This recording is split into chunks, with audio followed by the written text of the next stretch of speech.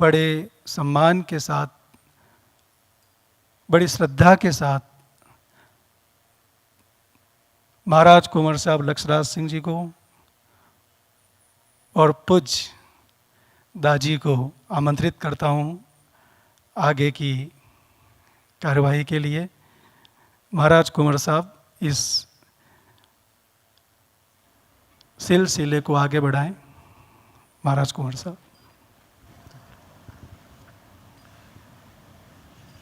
Is it on? बहुत आप सभी को सबसे पहले बहुत बहुत नमस्कार। मैं समस्त मेवाड़ वासियों की तरफ से, उदयपुर वासियों की तरफ से बहुत ही ज़्यादा गौरवान्वित हूँ और मेरे हृदय के सबसे ऊपरी छोर से, मैं नीचे ही छोर से नहीं कहूँगा, मैं सबसे ऊपरी छोर से जो है वो दादी आपका बहुत बहुत स्वागत करता हूँ, बहुत बहुत नमन करता हूँ। आपने उदयपुर का ये जो न्योता है उसे स्वीकार करा, आप यहाँ पर आप पधारे, हम सब लोगों को आपने गौरवान्वित किया, उसके लिए बहुत बहुत धन्यवाद। देखिए, अकड़ जो है ना वो मुर्दा लोगों में होती है, जिंदा लोगों के अंदर विनम्रता होनी चाहिए। मेरे को पता पड़ना चाहिए कि मैं जिंदा लोगों के सामने बैठा हूँ। एक बार मुझे महसूस कराइए। देखिए, हर दिन हम लोगों को ये अवसर नहीं मिलता, हर दिन हमें किसी संत के, किसी एक विद्वान के सीधे हाथ पे या सामने बैठने का मौका हमको नहीं मिलता। तो इसका हमारे को पूरे जोश के साथ में, पूरे उल्लास के साथ में और पूरे जीवंत तरीके के साथ में हमारे को आज के इस त्योहार को मनाना चाहिए। ये आज का दिन हमारे लिए किसी त्योहार से कम नहीं होना चाहिए।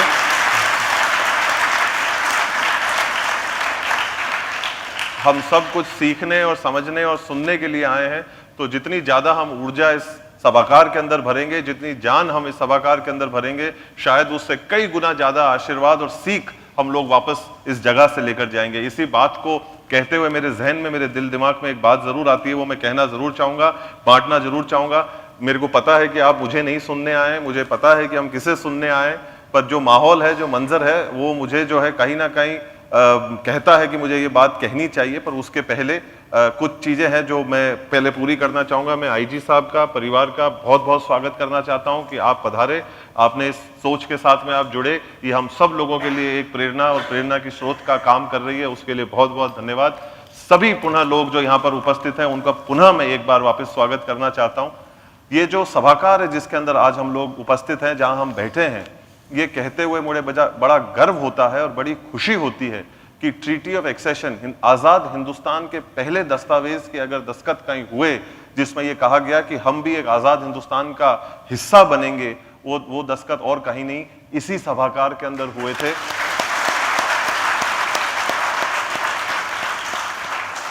उसके बाद जब हम एक आजाद भारत की तरफ, एक खूबसूरत देश को आगे बढ़ाने की तरफ जब बढ़े, तो हमारे और कोई नहीं, हर दिल अजीज राष्ट्रपति श्री एपीजे अब्दुल कलाम की बहुत ही अहम बैठकें जो इस देश को परमाणु के सोच के अंदर आगे बढ़ाने के लिए जो अगर कहीं हुई तो वो भी इसी सभाकार के अंदर हुई।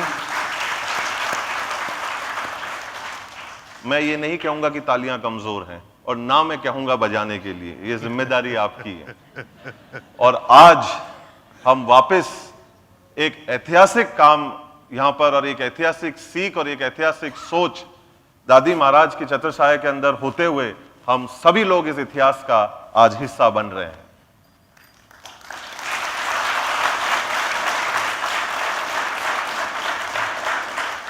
तो पुनः दादी आपके चरणों में नमन और आपका पुनः वंदन कि आप यहां पर पधारे। अब मैं उस काम के लिए आगे बढ़ता हूं जिसके लिए मुझे सब लोगों ने यहां पर बिठाया है और मैं खुद भी बहुत उत्सुक हूं कि इस सोच को, इस चर्चा को हम लोग आगे बढ़ाएं। सबसे the first thing that comes to my mind, or something that I always wanted to ask, and this has been a question with a lot of people, and then we will move towards other structured issues like the youth, the meditational processes that we are following in today's context. But the first thing I want to know from you, and we all want to know from you, to you, what is this one word called life? Life is nothing but an experience. That's all. We all go through experiences. Since you asked me one word, I would say only experience. So the one word life to us, to you, in a slightly expandable process for people who don't have that understanding or that in-depth knowledge of life, to us and to the youth of this nation, what would you say life is?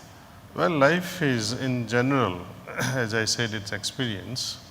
But more specifically, when we say a person is full of life, like him, wherever he goes, the life radiates, right? What is this radiation person carries around? Love-filled person versus loveless person. Can you imagine the difference? Whenever you are in the company of greedy, selfish individual, you feel like running away. Somehow your heart queers and say, okay, not here. But you look forward to company of such associates who are filled with love and radiates love. So experiences of life as an experience, but life can become livelier. You may be alive but may not be alive at all unless love fills it up with it. And which religion says God is not love? All religions, they unanimously agree on one single most thing, love. So if one has to describe what is God, God is love. When you are radiating love, you are breathing love. You are becoming godly. I don't say you become God, you are becoming godly. You are becoming more and more love-filled individual. Your life is successful. Otherwise, though you are alive, you're walking like a zombie, dead body. Correct. Right? That's right. That's what I understand by life.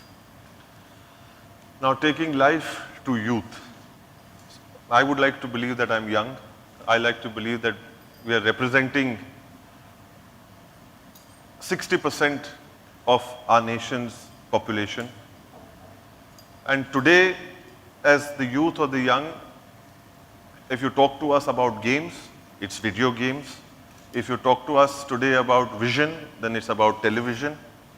So to the youth of our country or to the youth of the world, what is it that you will say or suggest or advise to appreciate and understand the concept of meditation, that it is something that is going to add value to our life more than the things that we are doing which we believe is adding value to our life? Well. You have many layers to your question. You started with this digital toxicity Yes. in all forms and how to detoxify it. Perhaps one of the approach would be meditation that sensitizes your conscience, your consciousness.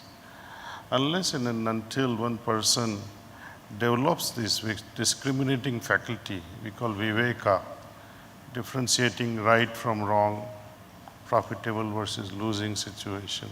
And when you close your eyes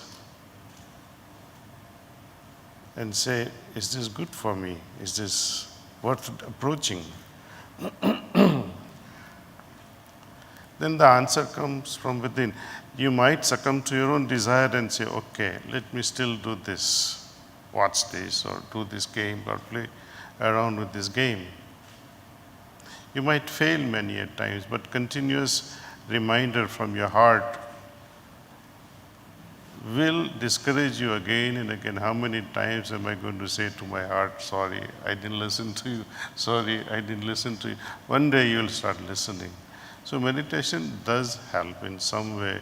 It indirectly sensitizes our heart. See? There are three kinds of people to my mind. When I'm answering this, it comes to my mind. And most of us are familiar with this quote. That there are individuals who make mistakes. And even after making mistakes, they do not agree that they have made a mistake. What do you call them? Let's not label them anyway. Second category, while they are doing wrong thing, they understand that what I am doing is wrong.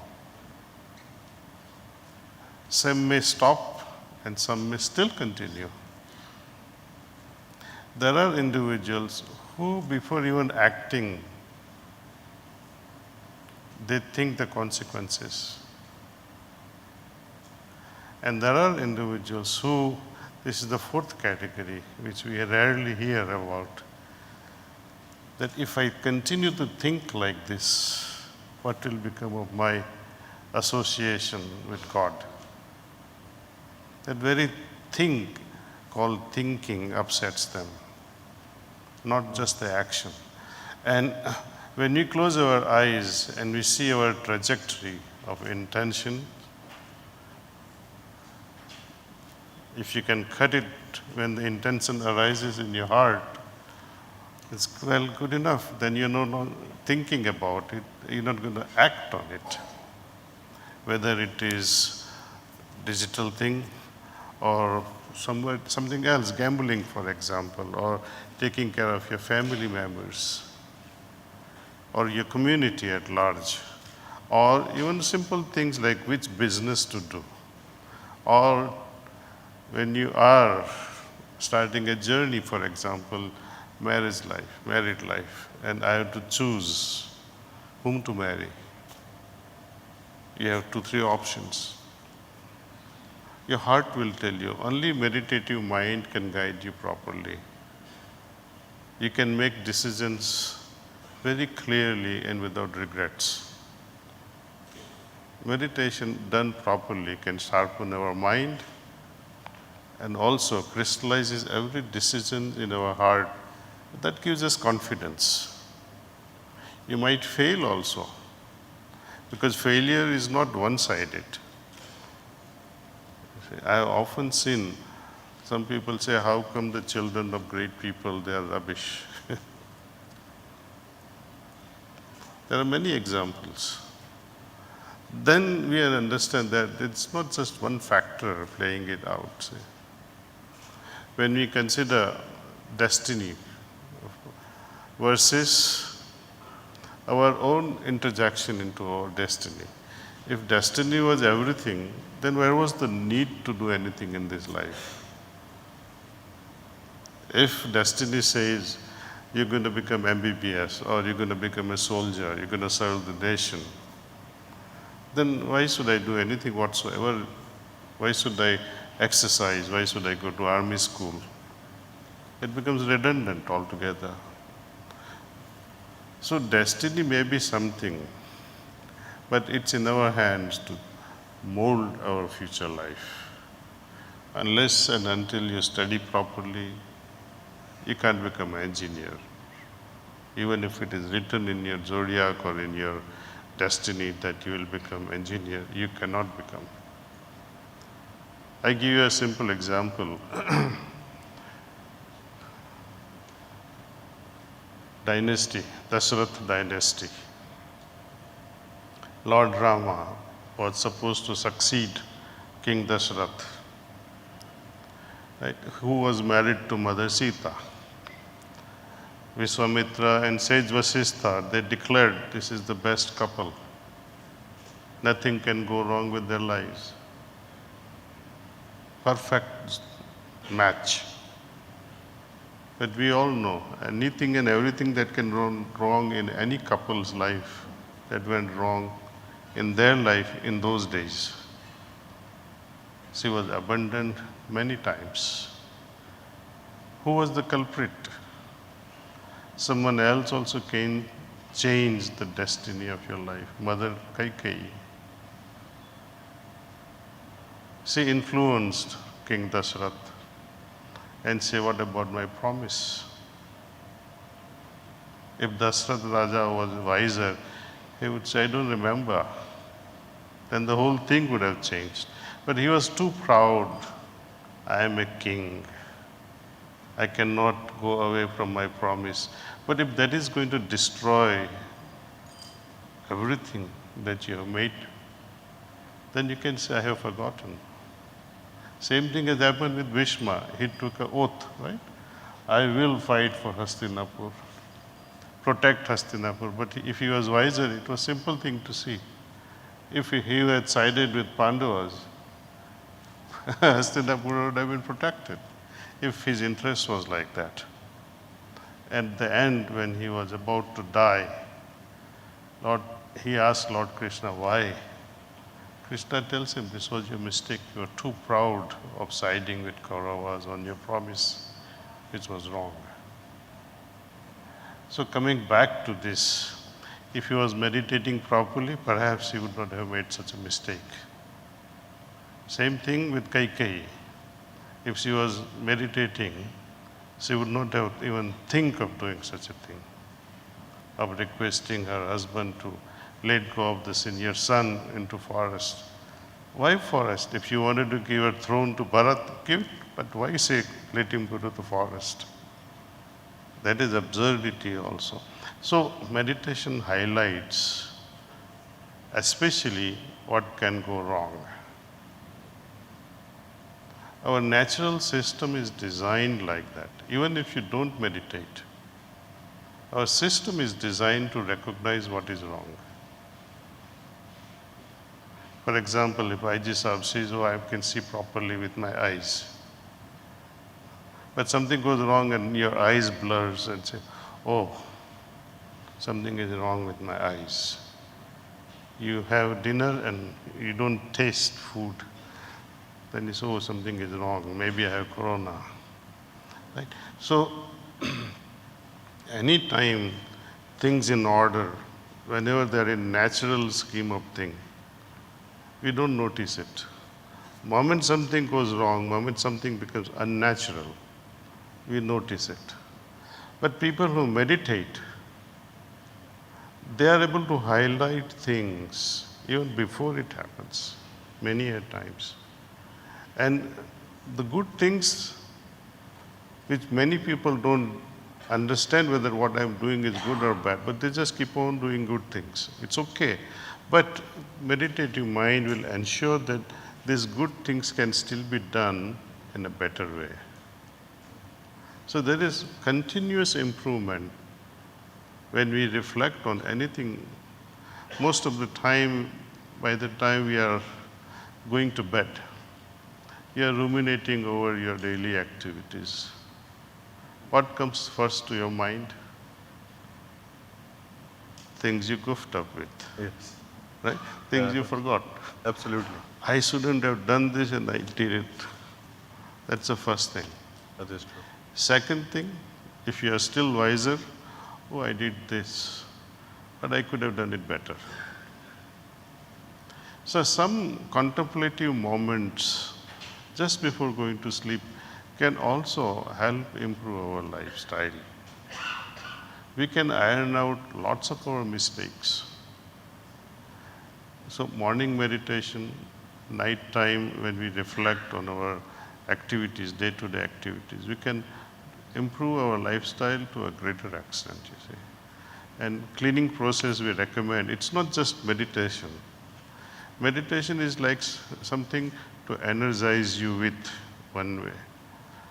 For example, if you are fond of cars and you have a lovely sports car, Ferrari for example, and on our Indian roads, you want to go at 200 miles an hour. Beautiful engine, very powerful engine. Roads are muddy, and if it gets stuck in the farm, gaya, Ferrari is gone, see. Then you have to call a tractor to take it out from the farm. And what is the use of a lovely, such a lovely vehicle without any engine, but have a beautiful road? So we need both. We need powerful engine and you need a way to go forward fast. Our conscience is the one that prepares our road. Otherwise we keep on walking, and each time you walk, it keeps hurting like the stones in your feet. So conscience, well-thought plan prepares our trajectory of action, without which it will always hurt us and you'll never be confident. You'll never be confident about anything in life. You keep doing things because circumstances made you do it, perhaps. Or so and so told me to do it, so I did it. There is always somebody else telling you what to do. Meditative mind cannot accept that. So it's great for youth, especially. As such, you don't listen to anyone anyway, at least you listen to your heart.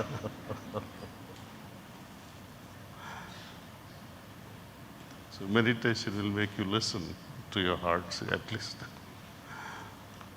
So that you need to have one too.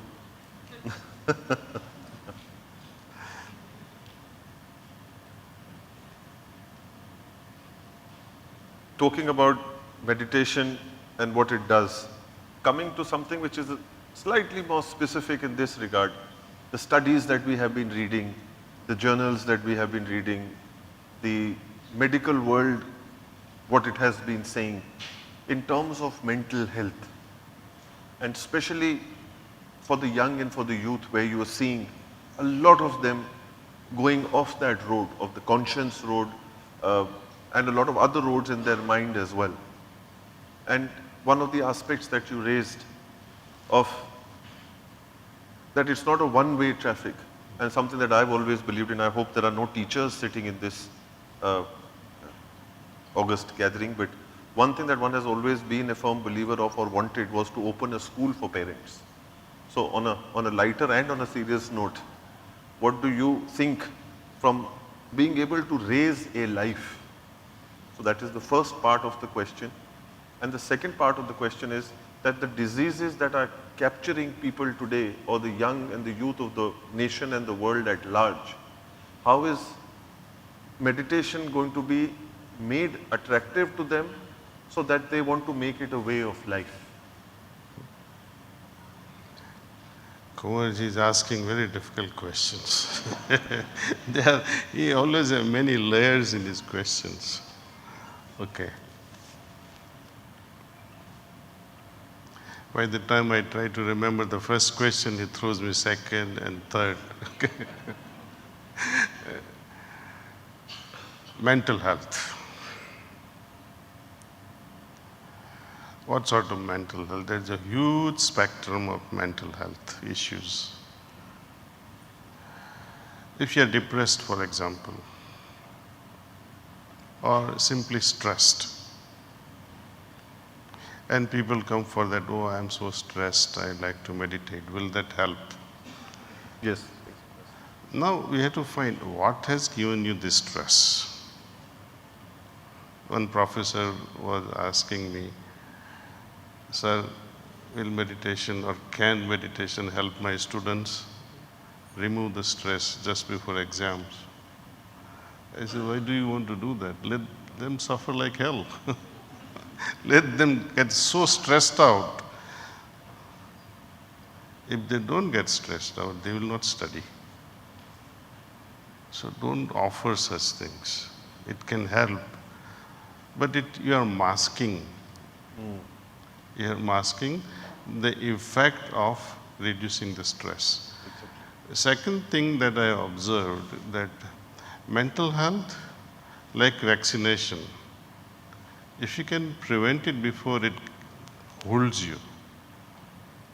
Because once you are depressed and you say, I'm going to meditate, it is not going to help you. Though there are many people who will say meditation will help, but it will not help. Because what is the state of mind of a depressed person? Unhealthy. He's always thinking of the problem. If not this one, another one. If not that, another problem. Jumping from problem to problem. So how do you get rid of it? It's very difficult. Very, very difficult. When you say you meditate on the presence of God and develop love in your heart, they don't understand that. It's like you're talking to a wall. You can teach meditation. Let's say you focus on divine presence in your heart. The moment they close their eyes, it's like a storm in their head. Lots and lots of thoughts coming. This might go wrong, that might go wrong, and it becomes worse actually. So depressed mind, I don't recommend this. Anxious mind, no. People who say stress because of exams, you bloody fellow, you should have studied. Why are you coming to me now? Even if you fail, I don't feel sorry for you. You should have studied. So we should not offer things like meditation just like that for every little mundane thing. But certainly, I have helped people, for example, someone has passed on and person is not able to sleep, can't think any, and that is natural. Loss of the loved ones can be quite tormenting. So we do help them out under such circumstances. There are very rare circumstances though. There is no every death happening in everyone's family. But when we talk of positive things that is happening because of meditation, I mean, it's just remarkable. When I see the trajectory of lives of people, actual trajectory of people who are meditating. For example, my classmates. I started meditation while I was in third year of pharmacy in Ahmedabad. Started in 1976. Some of my friends, my classmates, and my juniors and my seniors and professors, they all started. Right? And when you see those who continued meditation and those who don't meditate at all, when you see their position today and those who don't meditate or didn't meditate, their lifestyle, some of them are very successful, those who didn't meditate also. But when you see their children, then you say, oh, I wish I was also meditating. They'll regret, why did I do this? Now I have this idiot in my life. They regret it so much. They can't do anything. Because your lifestyle was not in sync from the day one, and you have brought in another soul in your life. You can't manage that person. It can be disastrous. So, if somebody wants to really harmonize family life, even before soul enters your life, another child in your life, one has to meditate before that, because the field that you create as father and mother, that attracts the soul that matches that field. If at the moment of conception the couple is huffing and puffing and mating like in tamasic way, then the field that is created also attracts a soul of that caliber, of that resonance. And if you are being together with reverence, with love, respect for each other, then the soul one attracts is of a different caliber altogether. So I highly recommend couples especially, before even marriage, start meditation, so that you are creating a field. Afterward, it's too late. Because meditation creates a kind of attitude.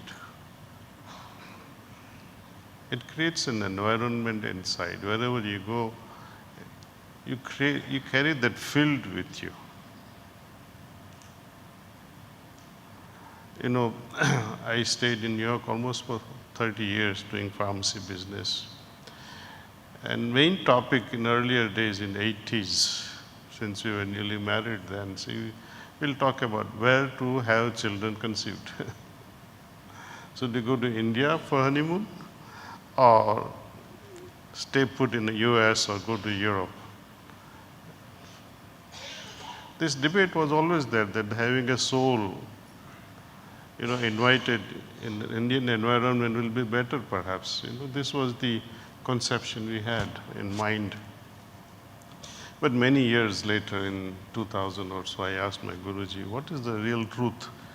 The place of conception, time of conception, place of birth or time of birth, this astrology part of it. He said, none of this. And that came as a shock to me, because we were so moved by this astrology and things. It is okay to some extent, physiologically. For example, lunar effect. Some people go crazy, that's why they call them lunatic, because of the lunar impact, right? And water rises, high tide, low tide. And since we have 70% water in our system, it also affects us tremendously, but at a physiological level. Okay. Then I asked him, what if place is not important, time is not important, then what is important? He said, at the moment of conception, what determines is the attitude of couple. Based on that attitude, but then I asked another question, Saab, that moment is so potent, you even forget everything. You forget God also. Some people turn the photo around and say, not now. See? They want to forget God, thinking while making love, it is animalistic and it's not good. Then you're making a mistake.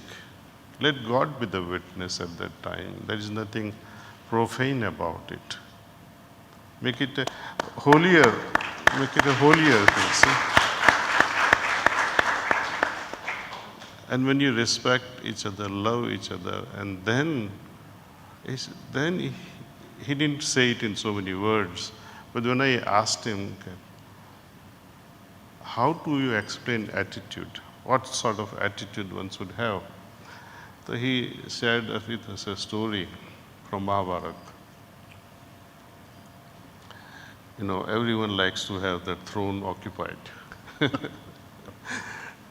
And the throne of Hastinapur was in danger because the mother of what's his name? Those Pandu,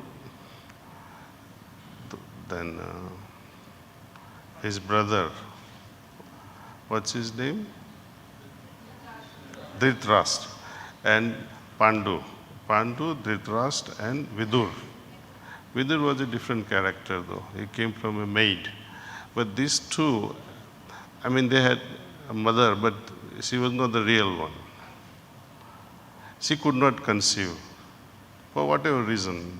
Maybe father to be or father, the king then was important perhaps. So the mother of the king decided to invite sage Vyasa to mate with two queens. The king ordered, so he had to come. And it has to be done in a particular muhurtam. So sage Vyasa comes, enters the first queen's chamber. Seeing his attire, she was aghast and said, not with this guy. And she closed her eyes and said, let it be whatever has to be. Right? Then he enters the second queen's chamber at another muhurtam. She freezes looking at his attire and says, my God, her blood circulation stopped. Right? The first queen who closed her eyes, the child that was born was Dhritarashtra, blind. Second, the queen whose blood circulation stopped because of that shock of looking at him was Pandu. His skin color was without any pigments. Maid. That was the insurance. Two queens decided that, in case we fail having a child, we don't have to go through this exercise again. So if this maid can conceive, we'll keep that child on the throne. So that was the plan.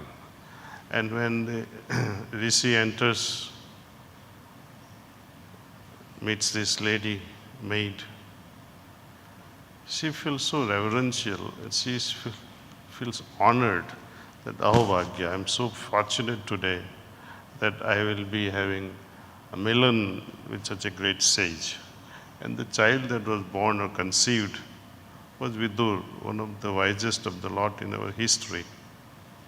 So that clarifies a lot, that what sort of an attitude both carries. That's why it should not be one-sided. So the training should go much before, not for conception, but the overall personality of a child, we should start designing at the very moment of conception. And then as the child unfolds, his life unfolds in front of us, we can inculcate many other values in them.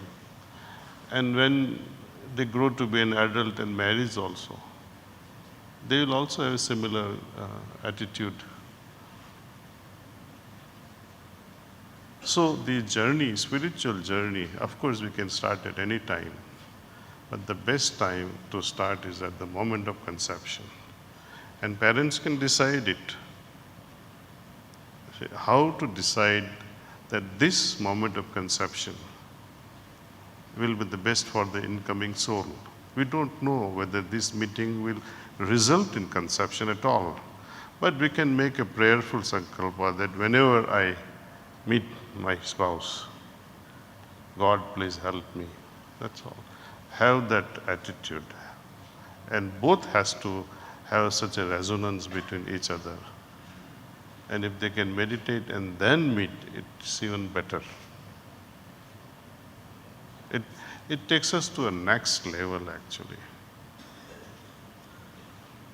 It is not profane, if I may mention here, that even if you sleep together, you may not act trying to make children, but even sleeping together, hold hand, breathe together, inhale together, exhale together, and you see what becomes of your relationship. It changes the environment absolutely once and for all. And this is what I have mentioned in our book, The Wisdom Bridge. How we can pass on this wisdom to our children and grandchildren.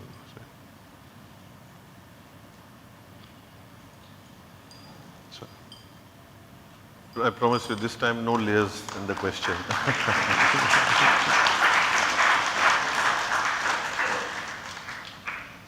But a little bit personal this time. You are an inspiration to millions. You reach beyond geographical boundaries. You're a person who's not restricted by physicality. You were an exceptionally successful entrepreneur, business person, had dreams, and then suddenly this one moment came where you decided to take your course of your journey into another world, another sphere, another phase altogether. And I feel that for us, it will be an exceptionally inspirational journey to hear from you of why you made that shift and change.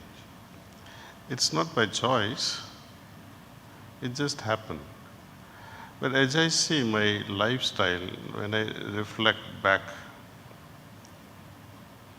life that I'm leading now, life that I was leading as a businessman, life that I led as a family man, life that I led as a student, I don't see any difference. Because deep down I know one thing for sure, that there is a spiritual life which is inside me. As a student I have to study, as a family man I have to carry my family tradition, as a businessman I have to run the business. All this can carry on, no problems.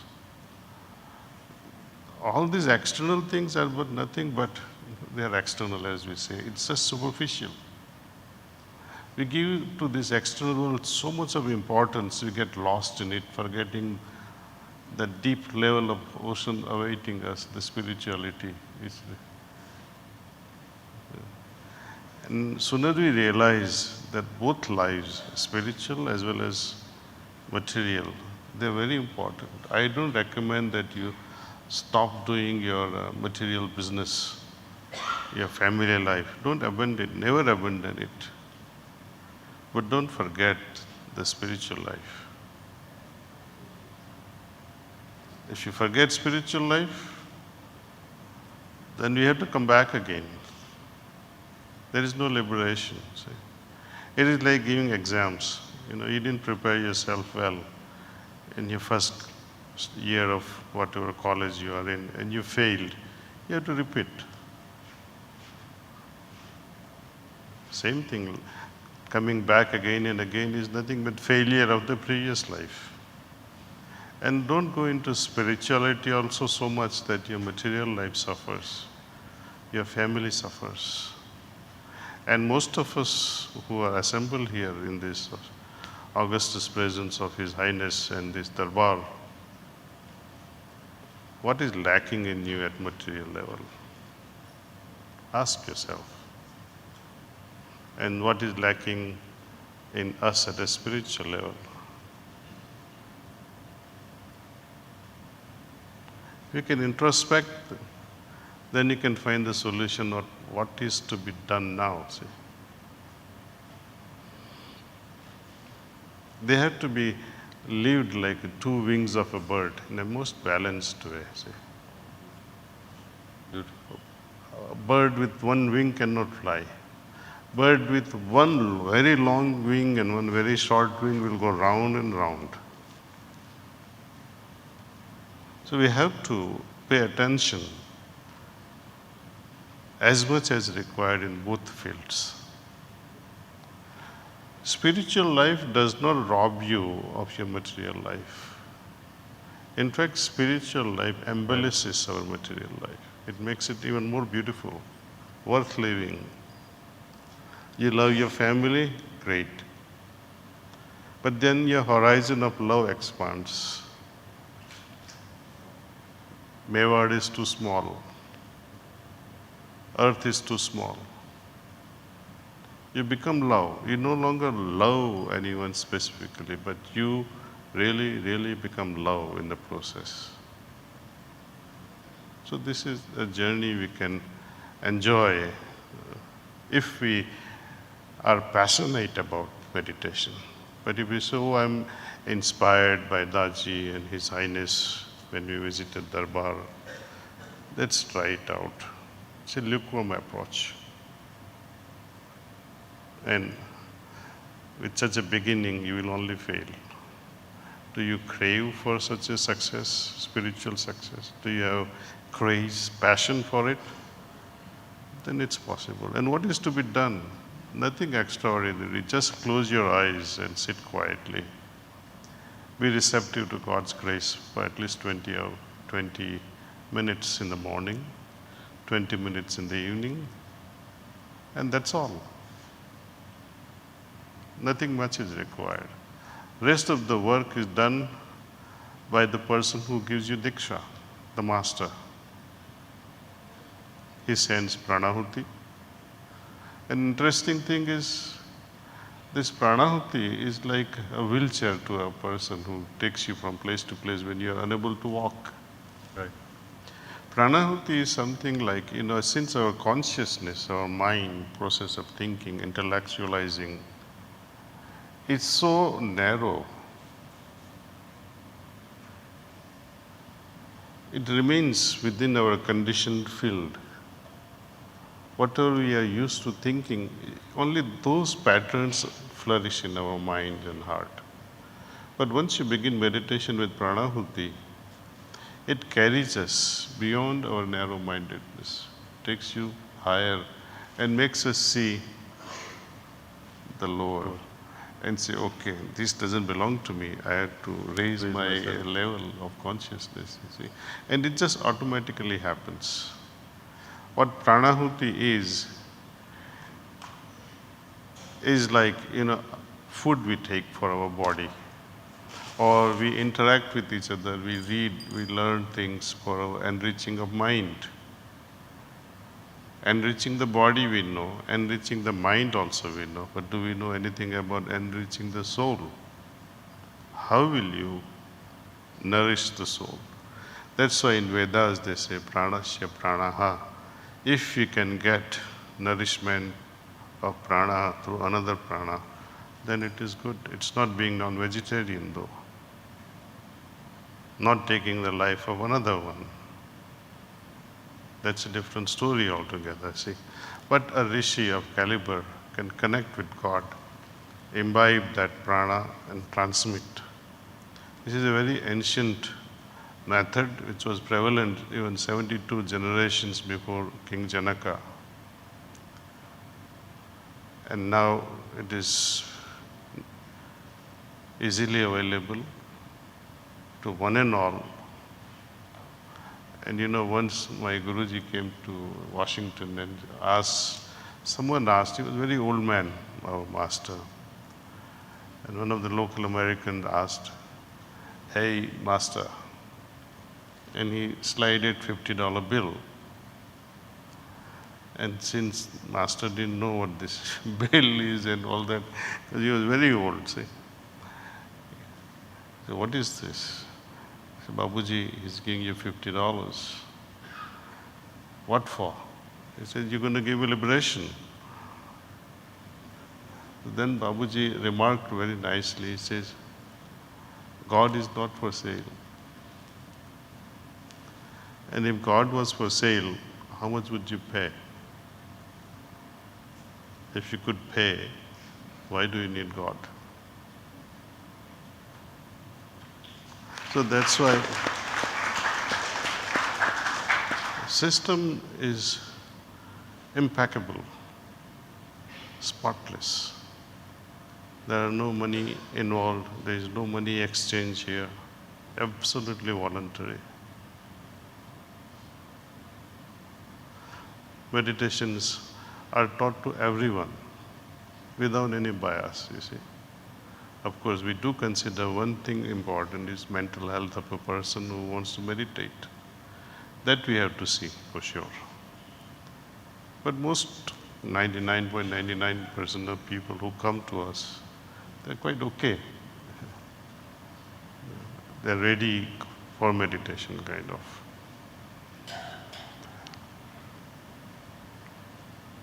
What medication can do also to children, for example, the problem, recently sir has written a nice column after you and I read the column.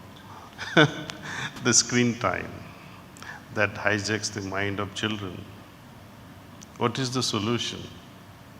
Nasha mukti avaran, kaise karenge? So we have developed this years before, this particular art of learning. And of course, meditation also prevents us from going astray. But this thing we teach to young, between the age of 5 and 15, what we call brighter mind. And after the age of 15, we teach meditation. So it's a complete package. I would like to showcase this children's program with your permission. I was just about to answer the brightfulness. Brighter mind. Brighter mind, yes, please. That was going to be my next. And the interesting thing is only children between the age of 5 and 15 can learn this and demonstrate. After 15, your neuroplasticity becomes so rigid that you can't learn this particular vidya. May I request those children to come forward, please? Brighter mind kids.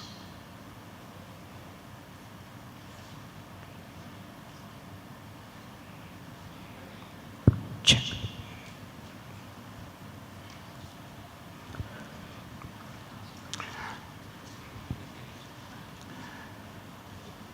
Please come here on the stage.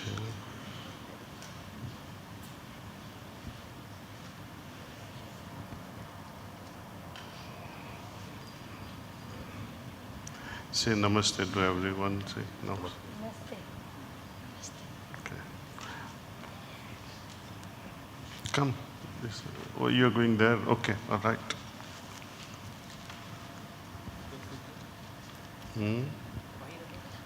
It's okay. They can't see. You can be here if you want. All right. Be careful.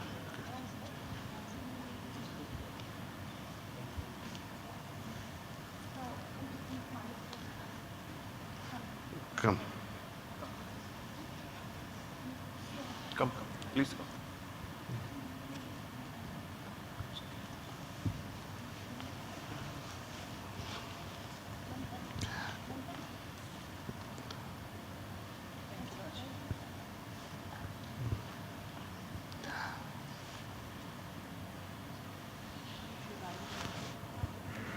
This is your classroom. Think this to be your classroom with all your friends sitting in front of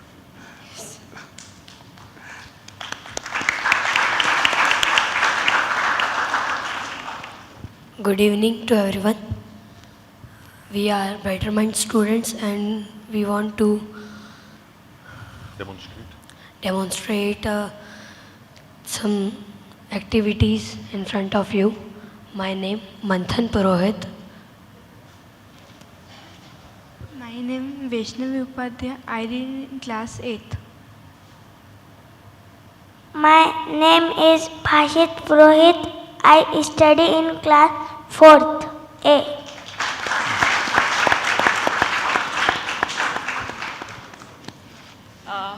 तो ये बच्चे कुछ ऐसी चीज़ें करने वाले हैं जो शायद रेगुलर में हम सोचें कि कोई चमत्कार से कम नहीं है।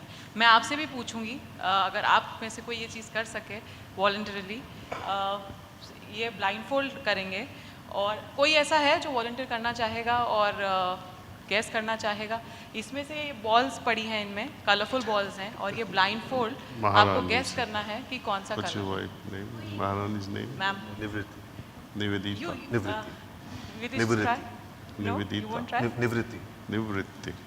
Okay, तो Maharani Nivritti, please. Okay, Your Highness.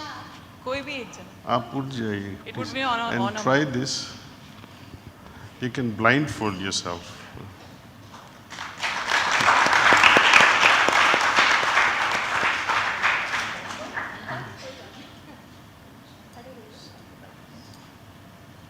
आपको रिकॉग्नाइज करना है।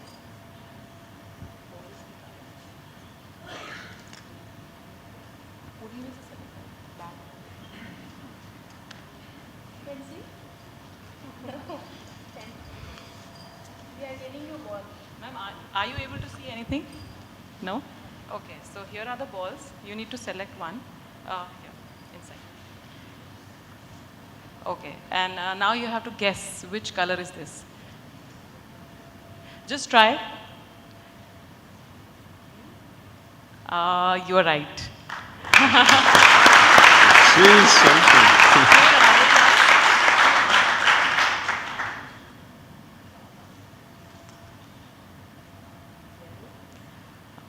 You're close, but no, it's not yellow. Now we'll give the thing to our kids, and ma'am, you'll be able to see what do they do now. Thank you so much, ma'am.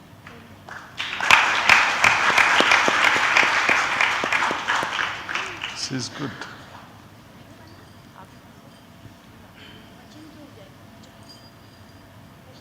Anyone wants to check if they're able to see it or not? Because You'll surely doubt. someone wants to blindfold them on their own.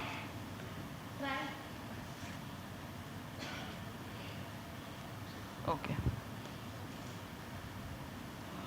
Okay, he's Bhashit, and now he'll pick a ball, and let's see if he can guess it.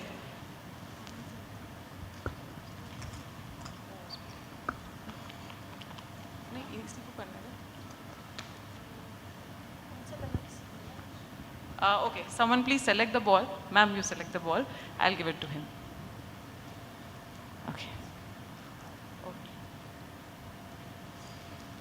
Okay, here Bhashit. Can you please tell us what is the color of the ball? Purple. Okay, that's correct. Can you please pick one? Bhashit, I'm going to give you another ball. You'll have to guess it again now. Here.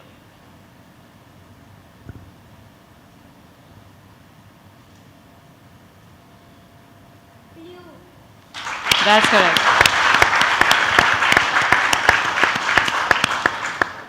One more? Do you want to see one more? Yes. Okay, I'll mix all the balls and then again, Vaishnavi will pick one and give the ball to him. Bhashit?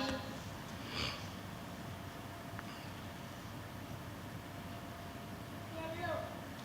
That's correct.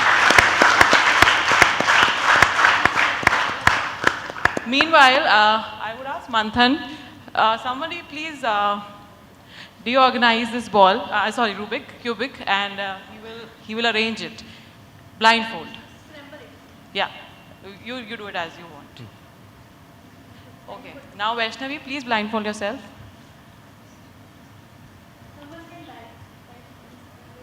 Anyone can please, if there is any doubt, someone can just try it on their own. Okay, okay. Come here. Where are the cards? Open. Now I'm going to give some cards to Vaishnavi. There are numbers written on the cards and the color. And let's see if she can guess it. Please. Please ask ma'am to select a card. Okay, have you scrambled it? Thank you. Okay.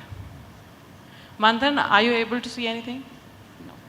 Okay, so he has the Rubik, and let's see how much time does he take, or he's able to solve it or not. He will arrange it. And meanwhile, I'll just give a card to ma'am. Give any card.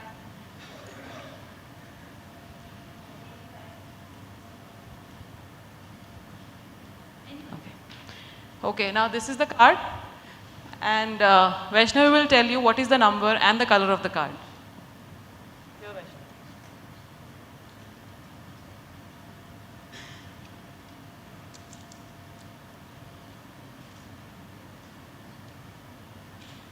Number 1, color purple. Correct. Ma'am, can you please choose another one? One more. This is what Brighter Minds is. This is what Heartfulness program is.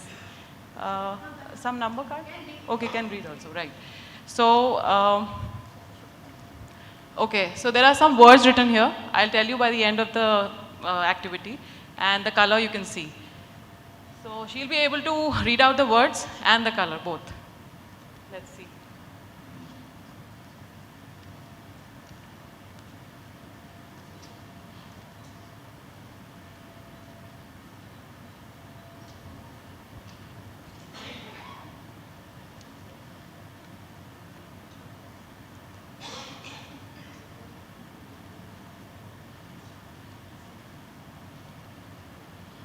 Color purple.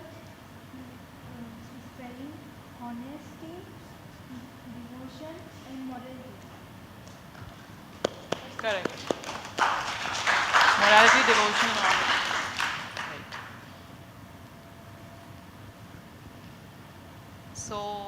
So, okay. Anything else you want to see? I mean, any other number or any other ball?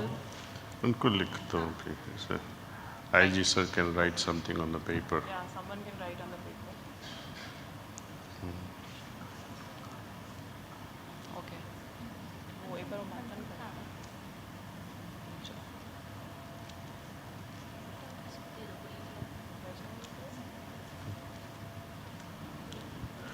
Ma'am, you can write a word. Manthan will read it. Any word you like.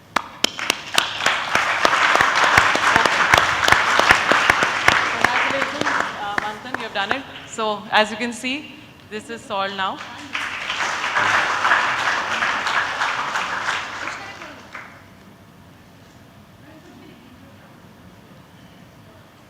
I also you can read it.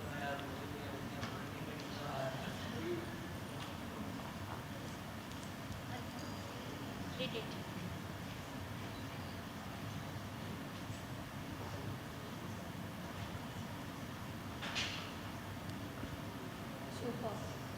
My goodness, this is correct. Unbelievable. Unbelievable.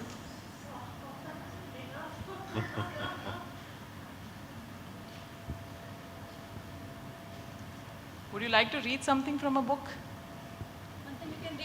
He's giving, I think, $1, I mean, something. Where, you know,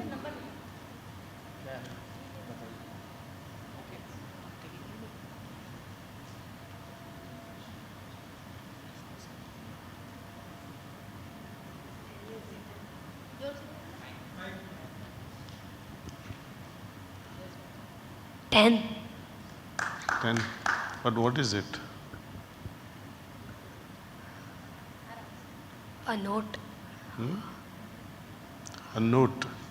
But which currency is it? पूरा पढ़ो, number पढ़ लो उसका. Sequence number on the note. Yes. 266763548. So it too.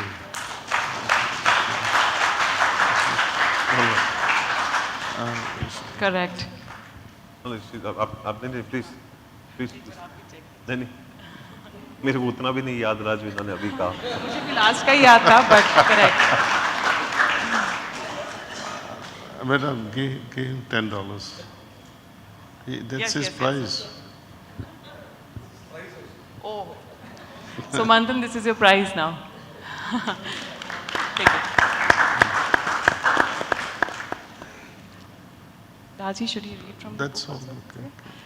You know how they do this? They go through a brain gym, they call it, keeping your mind busy with certain activities.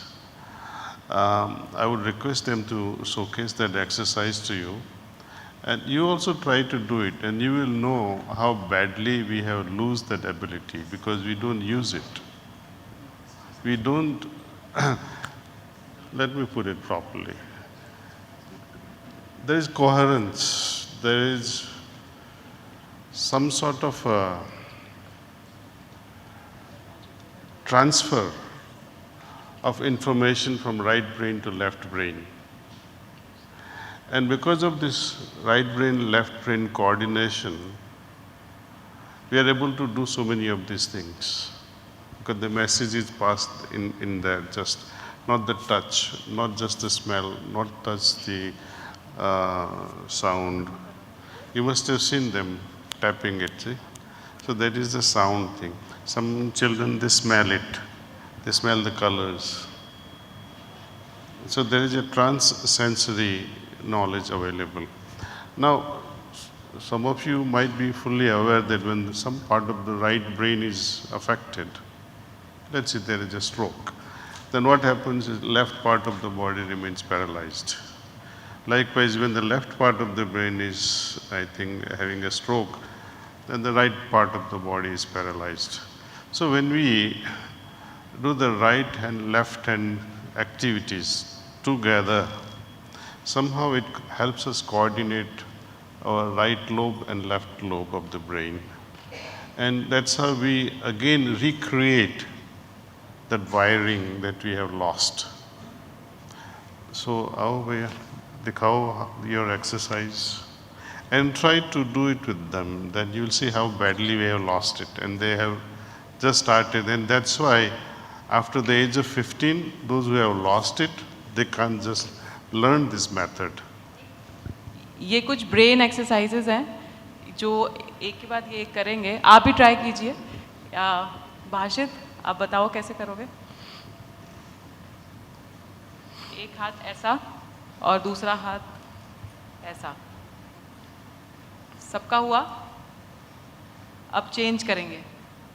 वो दो उंगलियां दूसरे में और वो दो उंगलियां दूसरे में। फिर फास्ट करेंगे, फिर और फास्ट करेंगे।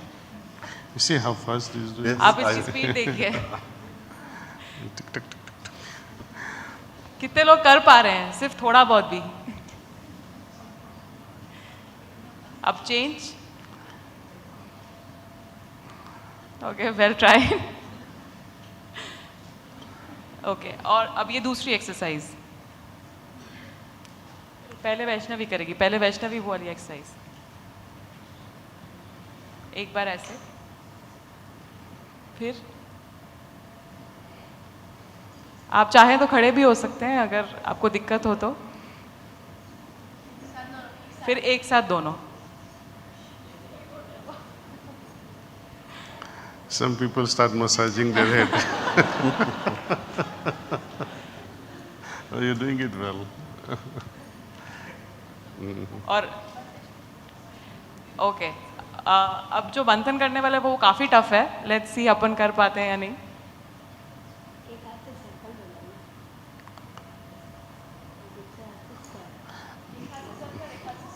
एक हाथ से सर्कल, एक हाथ से square,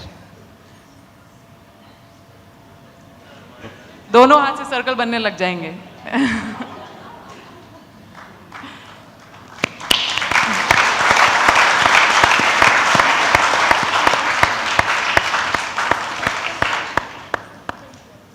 Besides all this, we have shared with them one raga called Desh and also Bhairavi.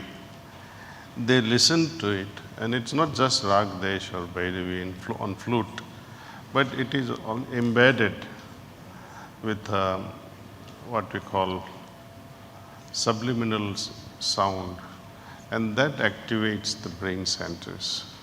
So this go to sleep with that, listening to that. And if this also retards Alzheimer, it also retards Parkinson. So you can try that. Even it helps you going to sleep very fast as well.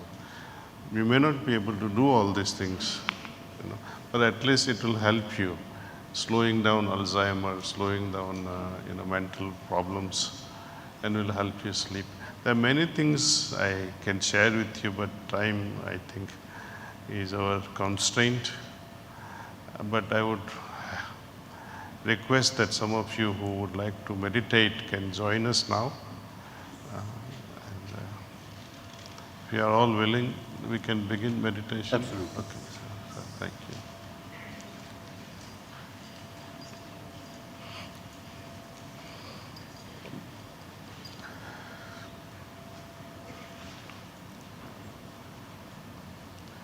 Kindly gently close your eyes.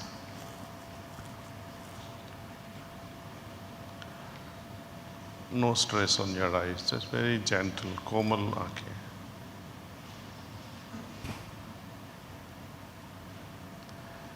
Think that the energy, Divya energy from Mother Earth is entering your feet, helping you relax.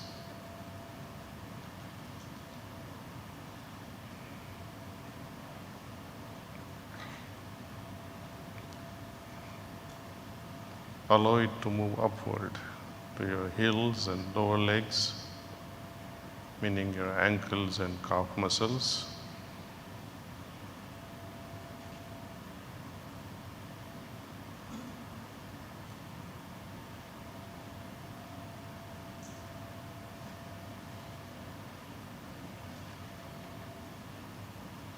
Feel the relaxation. Now your knees and thighs.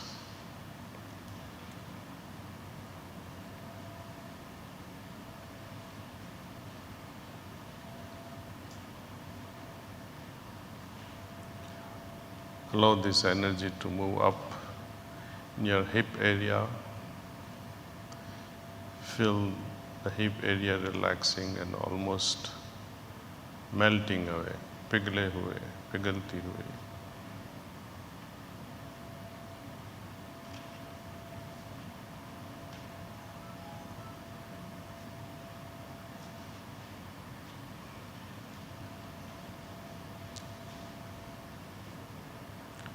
Allow this energy to move up. Your entire back is getting relaxed.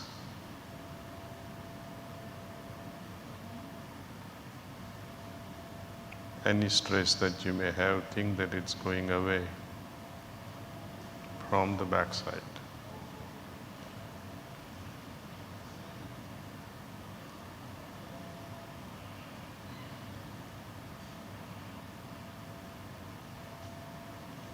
Permit this energy to move in front, your abdominal area, your stomach area, and your chest area.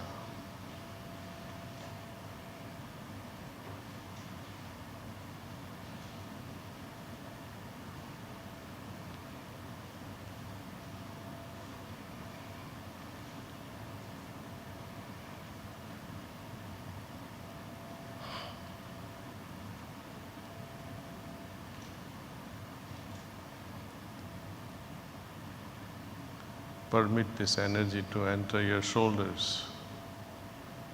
Feel the shoulders almost melting away, becoming lighter.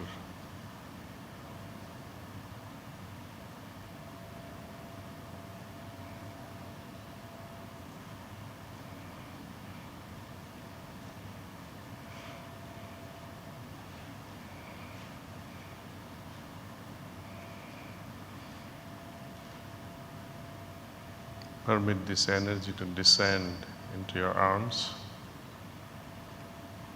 your biceps,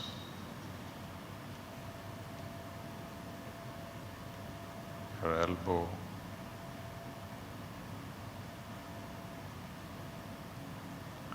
your lower arms, your palms and fingers.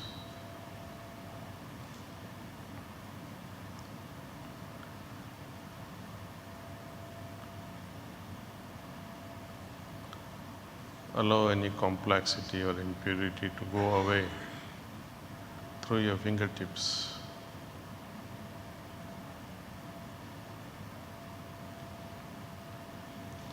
Okay, now your neck muscles.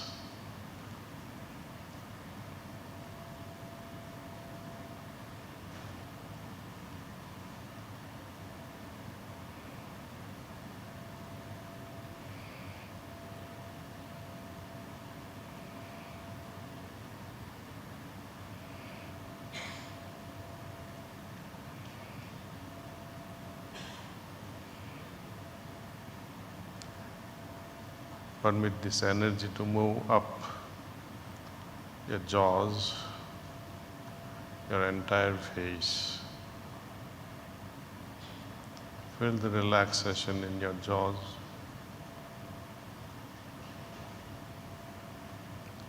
Drop your jaw if you have to. Your lips, your nose, eyelids and eyebrows.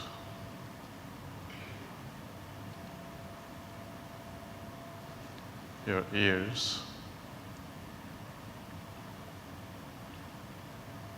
your forehead,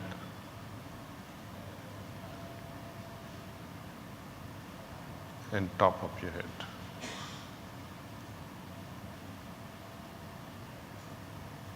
Now please scan your system from top to toe.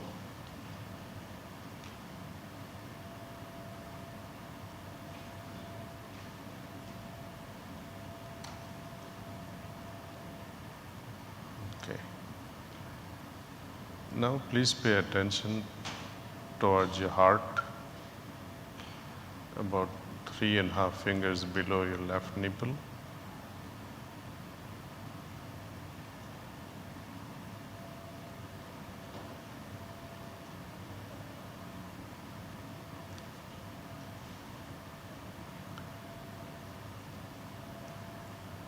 Think that the source of light, source of divine light, is already present in my heart,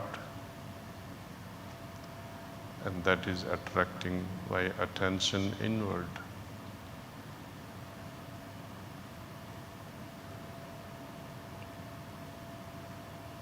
Also think that I am receiving this pranahuti from God.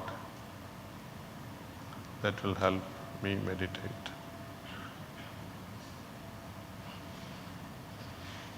If other thoughts do arise, let them come and go. At that time, remind yourself that I am just meditating. So we'll continue with this idea of presence of divine light in the heart.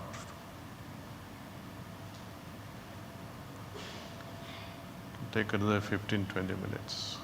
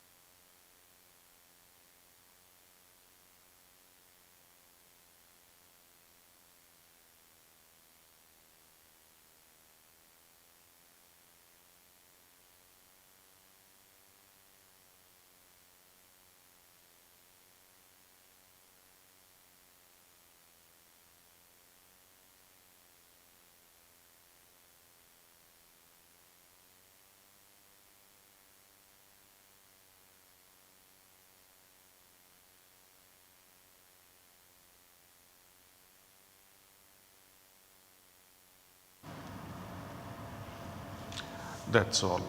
बस कीजिए.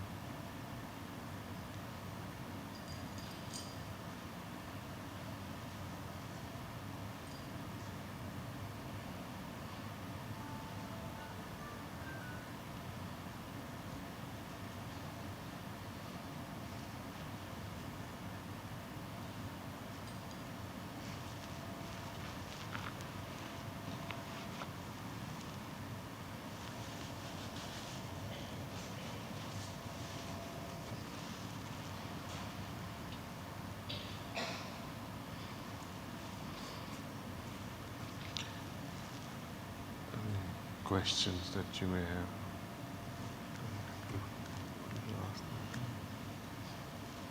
I think there's a little bit of time for some questions, so I think we'll just take two, so one from the front and one from the back. So, yes, sir.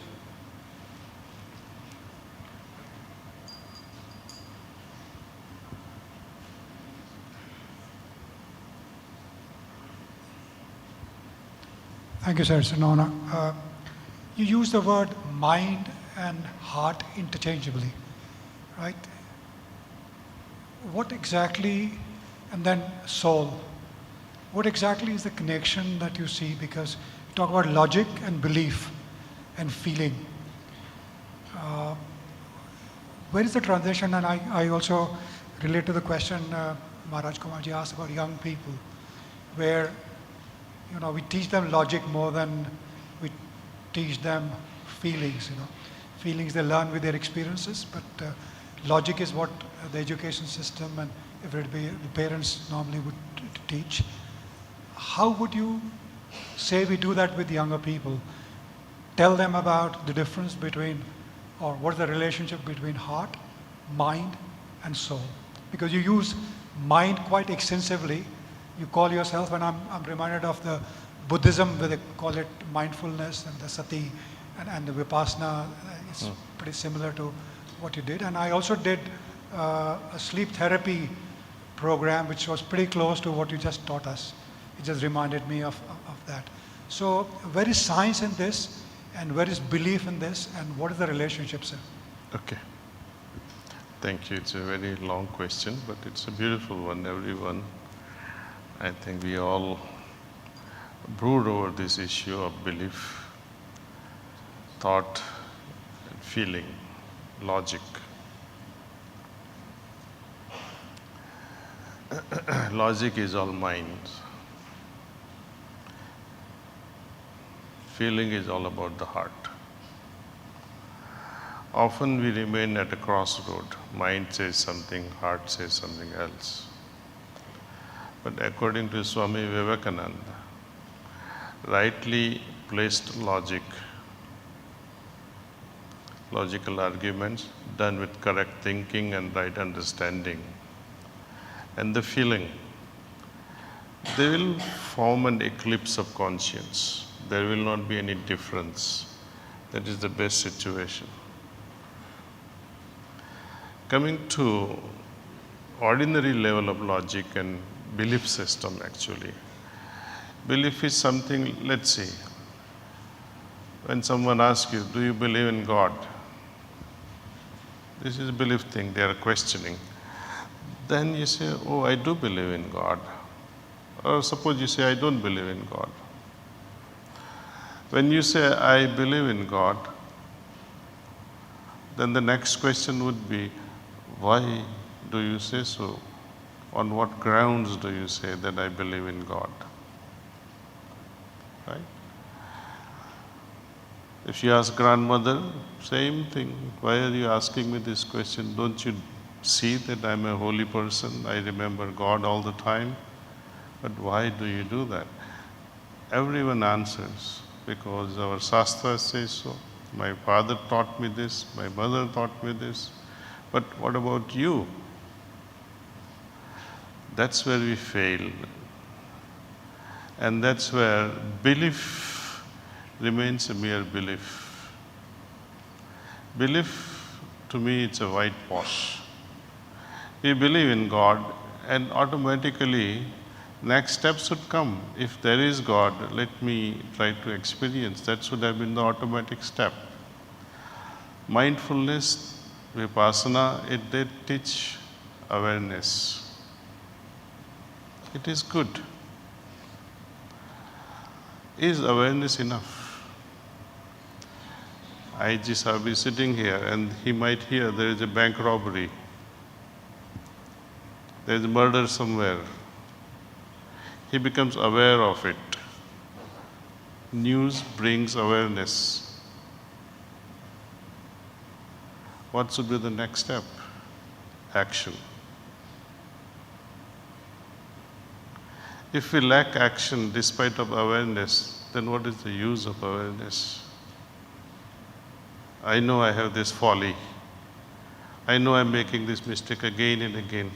Is this awareness, mindfulness enough for me? No. So logic rightly leads to a right feeling also. See? But is the feeling, for example, we felt right now peaceful. Most of you must have felt peaceful and lighter, calmer. Right? This experience, is it enough? Is the feeling enough? The hospitality of His Highness, is it enough for me? I can spend my life here, I can spend 3 months here. But deep down, I wish I was like Maharaja, His Highness. You want to become like Him. So what happens here? Belief is not good enough. Experience, better, but not good enough. I can enjoy and experience the hospitality, but deep down I wish I become. So we move away from experiencing to becoming. Craving starts to say, I need to become. And then this becoming also becomes very heavy. Even bliss becomes too heavy. It becomes too ordinary for you. And you say, let it be. A real renunciation is this, where you are able to depart from bliss itself and continue your onward journey. Belief without experience is like currencies without any backing. Your currency will be devaluated in no time if there is no backing of currency. And same thing, the claims from pedestals that I believe in Shiva and I believe in Vishnu and I believe in Brahma, it's all empty noise. We say Guru Brahma, Guru Vishnu. You have neither seen Guru nor Brahma. How in the world you are comparing them? In order to compare two, you have to know both. Have you known Brahma or Vishnu or Guru, any of them? But we keep on reciting and reciting and reciting ad nauseum. And when youngsters ask questions, the significance of such a recitation, we are unable to answer because we lack that experience.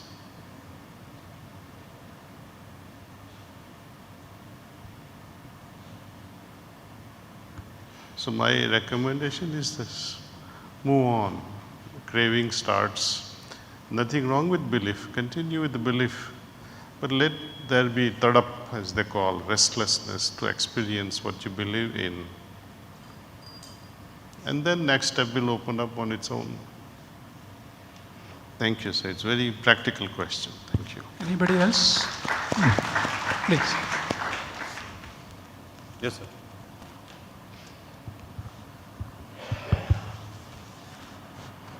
My beloved master, kindly guide us. What is a true Grihasth yogi and how we can become that? क्या बोलता है? How we can become true Grihasth yogi? How can we become a Grihasth yogi? Become first good human being, that's all. It will happen. Thank you. Thank you. And meditate. We have the path. Nothing stops us from becoming whatever. You want to become murderer, you can become that. What prevents you from becoming yogi? Do you really want to? Then it will happen. You have to want it so badly that you cannot live anymore. You cannot exist anymore. And we began with the life. What is life? Is fulfilling this inner quest. So we end with that. Thank you so much, and I think on behalf of everybody, we would like to once again thank you, ladies and gentlemen. Let's give it up, and please say thank you. Thank you. And my heartfelt thanks to His Honor here, Laksharajji, and Honorable Her Highness. We should close eyes for 2 minutes and offer prayer for her and the family. It's a birthday today. So just 2 minutes should be enough. No? Let's pray for family's happiness.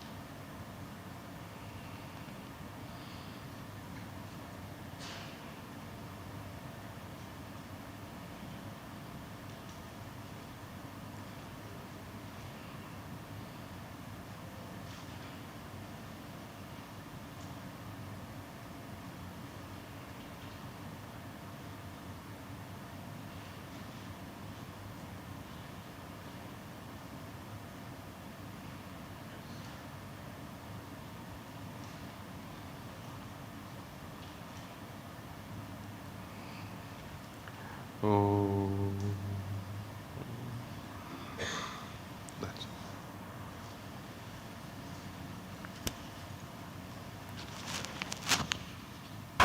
Thanks to Daaji and Maharaj Kumar Sahib.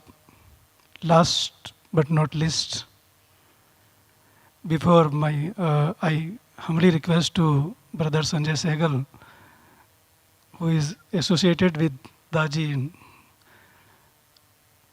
last many years.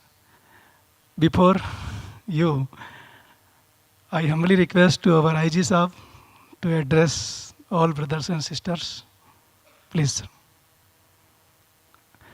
IG Sahib, Praful Kumar ji. Yes. Please.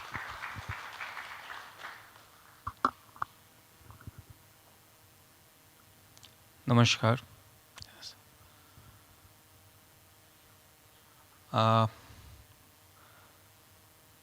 दाजी की उपस्थिति में जो आज हम सब ने experience किया, एक जो अभूतपूर्व शांति महसूस की है अपने अंदर, मैं मानता हूँ कि यही एक वो टेक होम मैसेज है जो हम यहाँ से लेकर के जाना चाहते थे।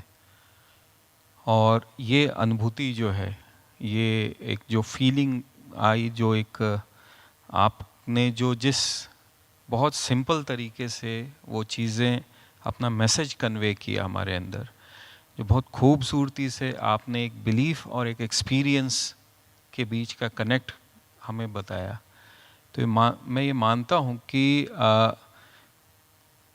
कहीं बहुत जगह अलग अलग दर पे भटकने की ज़रूरत नहीं है। यदि हम इस चीज़ को, इस छोटी सी बात को कि एक बिलीफ और एक्सपीरियंस के बीच के कनेक्ट को यदि हम इस्टेब्लिश कर सकें, तारतम्य अगर हम उसको बैठा सकें, तो मेरा मानना है कि हमारा यहाँ आना आज सफल होगा। मैं बहुत ही अनुग्रहित हूँ कि मुझे और सपत्नीक मुझे ये मौका मिला आपके सानिध्य का। और आपसे आने की जब खबर मिली तो मुकेश जी ने मुझे बताया, मैं बहुत ज़्यादा अवेयर नहीं था इस कंसेप्ट के बारे में। अलग अलग फॉर्म्स में हम सभी कोशिश करते हैं अपनी दिनचर्या में मेडिटेशन को, ध्यान को शामिल करने की।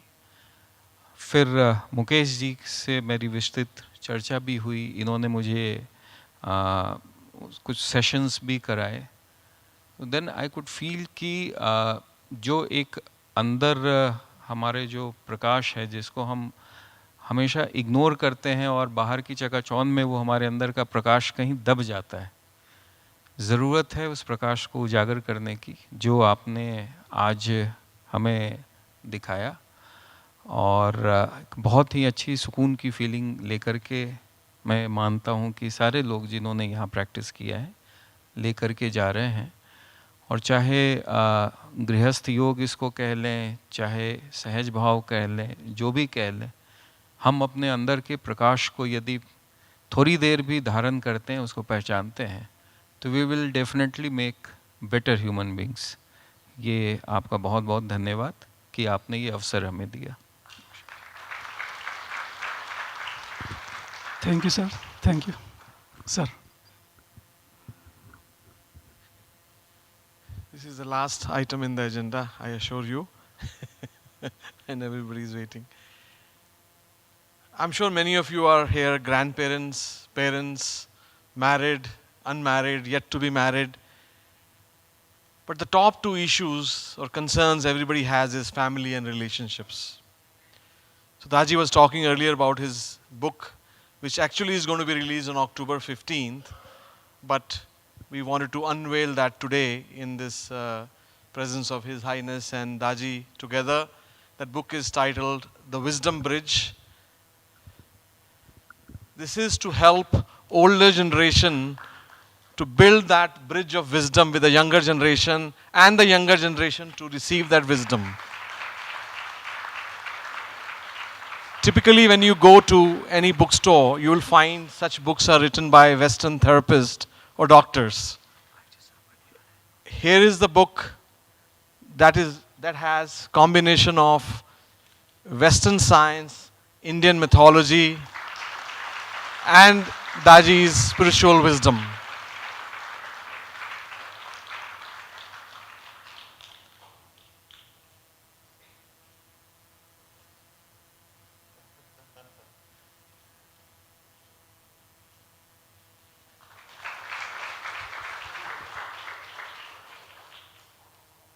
And we have many copies of this book here.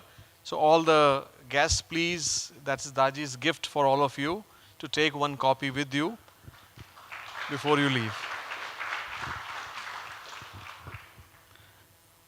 Thank you respected brother.